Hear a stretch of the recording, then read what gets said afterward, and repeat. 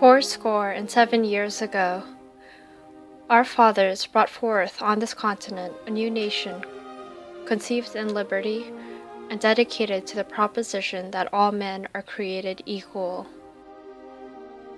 Now we are engaged in a great civil war, testing whether that nation or any nation so conceived and so dedicated can long endure. We are met on great battlefield of that war.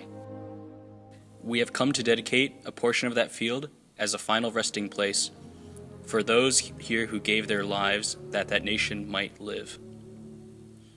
It is altogether fitting and proper that we should do this.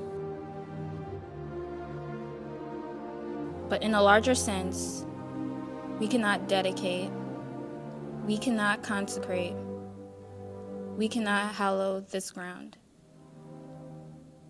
The brave men, living and dead, who struggled here, have consecrated it far above our poor power to add or detract.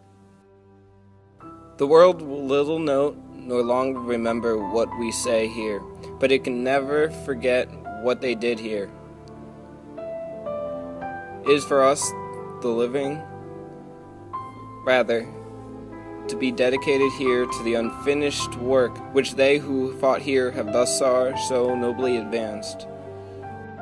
It is rather for us to be here, dedicated to the great task remaining before us, that from these honored dead we take increased devotion to that cause for which they gave the last full measure of devotion.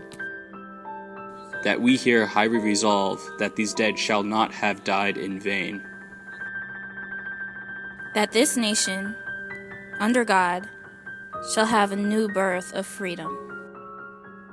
And that government of the people, by the people, for the people, shall not perish from the earth.